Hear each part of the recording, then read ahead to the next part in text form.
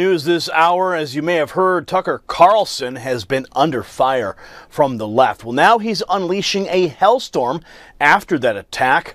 Yeah, and then he did something that nobody expected. Jim Hoff for the Gateway Pundit reports Democrats were in full indignation and demanded accountability from Tucker Carlson for a radio interview he gave to a shock jock 10 years ago, to Bubba the Love Sponge. Okay, Democrat smear website Media Matters for America was behind this latest attack on the Fox News host Tucker Carlson. I should point out, Media Matters has attacked me on multiple occasions too. Yeah, take a look at this. Here's one hit piece they ran on me when I was supporting and reporting on, I should say, the Bundy Ranch events. And then this one here, the lunatic world of gun rights radio. There's me right there on the front page, photoshopped in. What do you know? Well, now they're attacking Tucker Carlson. Take a look. Well, actually, he's not in prison for that. Warren Jeffs didn't marry underage girls. No, he's in prison for facilitation of child rape. Whatever the hell that means. That means he's in prison because he's weird and unpopular, and he has a different lifestyle that other people find creepy. No, he's an accessory to the rape of children. That is a felony, and a serious one at that. What do you mean an accessory? He's like got some weird religious cult where he thinks it's okay to, marry underage girls, but he didn't do it. Why wouldn't the guy who actually did it, who had sex with an underage girl, he should be the one who's doing life? The rapist in this case has made a lifelong commitment to live and take care of the person. So it is a little different. I mean, let's just be honest about it. He's not accused of touching anybody. He is accused of facilitating a marriage between a 16-year-old girl and a 27-year-old man. That's the accusation. That's what they're calling felony rape. But in our state, that's bullshit. I'm sorry. Now, this guy may be a total creep, maybe a child rapist. I'm just telling you that arranging a marriage between a 16-year-old and a 27-year-old is not the same as pulling a stranger off the street and raping her. That's bullshit. But you know. Yeah, he's making a point there. It's not the same thing. Okay, now Tucker Carlson posted a response to the radio interview. He put this on Twitter. He said, Media Matters caught me saying something naughty on a radio show more than a decade ago, rather than express the usual ritual contrition about how this. I'm on television every weeknight live for an hour.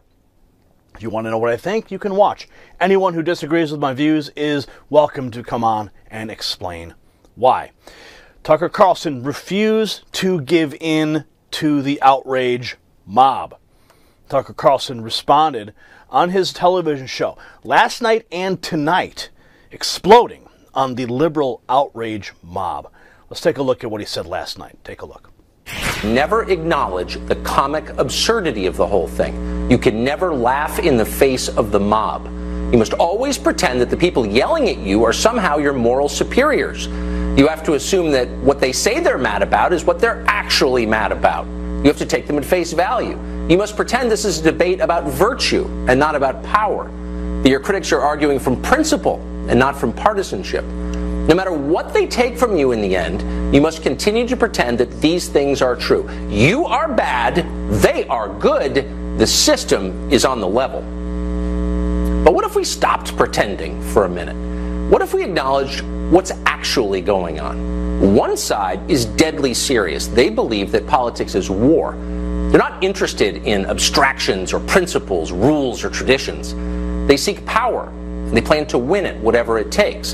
If that includes getting you fired or silencing you or threatening your family at home or throwing you in prison, okay. They know what their goal is. If you're in the way, they will crush you. What's interesting is how reliably the other side pretends that none of this is happening. Republicans in Washington do a fairly credible imitation of an opposition party. They still give speeches, they tweet quite a bit, they make concerned noises about how liberals are bad. But on the deepest level, it's all a pose. In their minds, where it matters, Republican leaders are controlled by the left. They know exactly what they're allowed to say and believe. They know what the rules are. They may understand that those rules are written by the very people who seek their destruction. They ruthlessly enforce them anyway. Republicans in Washington police their own with a never-ending enthusiasm. Like trustees at a prison, they dutifully report back to the warden, hoping for perks. Nobody wants to be called names. Nobody wants to be Trump. How many times have you seen it happen? Some conservative figure will say something stupid or incomplete or too far outside the bounds of received wisdom for the moral guardians of cable news. Twitter goes bonkers. The mob demands a response. Very often, the first people calling for the destruction of that person are Republican leaders. Going after the Republican leadership right there.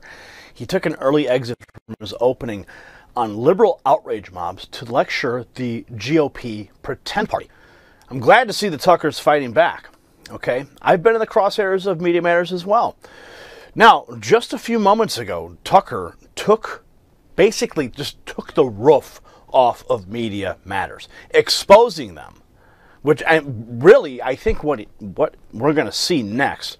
See, Media Matters decided to put Tucker in the crosshairs, which was a bad idea, because they've got some pretty dirty skeletons in their closet, especially when it comes to colluding with a campaign, which is illegal under their specific tax-exempt status.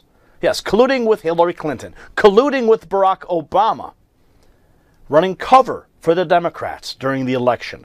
That's against their status at the IRS. Watch Tucker now disassemble Media Matters, and this could cost Media Matters their tax-exempt status. Watch this. Both the SPLC and Media Matters are, amazingly, tax-exempt organizations. In its original tax application to the IRS, Media Matters claimed that the American news media were dominated by a pro-Christian bias that needed them to balance it. Despite the obvious absurdity of that claim, the group received nonprofit status. It has been violating the terms of that status flagrantly ever since. For example, during the Obama administration, Media Matters held weekly strategy discussions with the White House about how to hurt its political enemies. Media Matters kept an enemies list of Republicans to destroy, including Steve King of Iowa. This is a violation of federal tax law. Tax-exempt nonprofits cannot function as an arm of a political party. Media Matters clearly does. According to a piece in the New Republic, a liberal magazine, Media Matters changed its mission during the 2016 Democratic primaries to campaign for Hillary Clinton. We were, quote, running defense for Clinton, one Media Matters staffer said, quote, defending Hillary from every blogger in their mother's basement. In a leaked 2015 memo from inside Clinton's campaign, staff discussed cooperating, coordinating, colluding with Media Matters to attack Republicans and accuse the press of biased coverage of Hillary. In an email from January 5th of 2016, Hillary's staff discussed working with Media Matters to counter a Vanity Fair piece on Huma Abedin. Quote, we have Media Matters and core surrogates lined up, which we can expand on tomorrow. This isn't just unethical, it is illegal. Under IRS regulations, 501c3 nonprofits are totally prohibited from participating in the campaigns of political candidates. Media Matters broke the law. The group has never been punished for this, though it is widely known. Media Matters retains its tax-exempt status. That means that you and every other taxpayer is subsidizing a tax on our own First Amendment. Why is this? How can this be happening? Maybe someone should call the IRS tomorrow morning and find out. Not a bad idea. You see, Media Matters is trash, okay? Like they did to me here. They attacked me because I compared Cliven Bundy to Rosa Parks. That's what this whole attack was on me.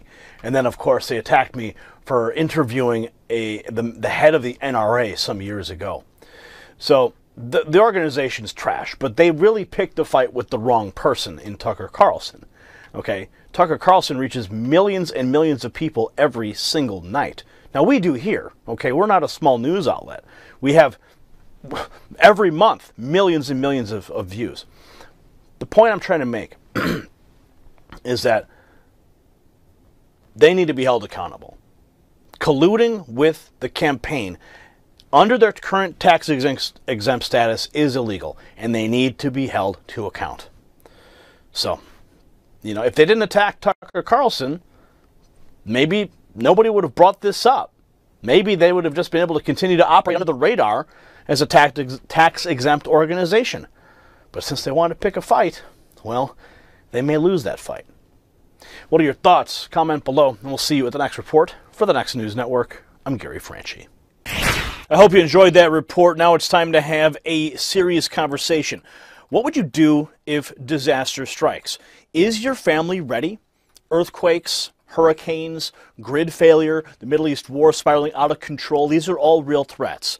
So do not delay, okay? I don't want your family to perish in a disaster.